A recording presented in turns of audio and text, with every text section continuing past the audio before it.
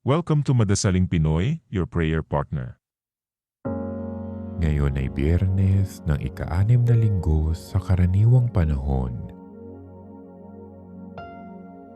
Ang mabuting balita ng Panginoon ayon kay San Marcos. Noong panahong iyon, pinalapit ni Jesus ang mga tao, pati ang kanyang mga alagad, at sinabi,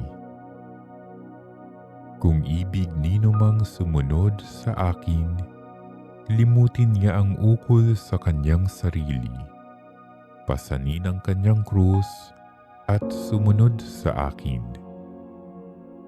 Ang naghahangad na magligtas ng kanyang buhay ay siyang mawawalan nito. Ngunit ang mag-alay ng kanyang buhay, alang-alang sa akin at sa mabuting balita, ay siyang magkakamit niyon.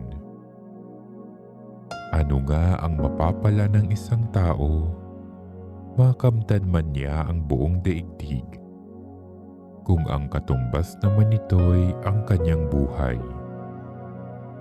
Ano ang maibabayad ng tao para mabalik sa kanya ang kanyang buhay?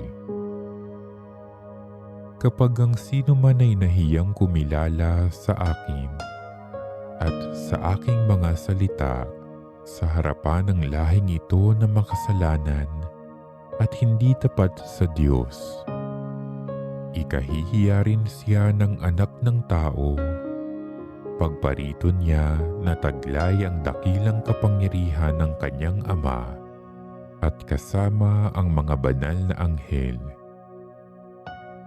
Sabi pa ni Jesus sa kanila, "Tandaan ninyo, may ilan na sa inyo rito na hindi mamamatay hanggat di nila nakikitang naghahari ang Diyos ng may buong kapangyarihan."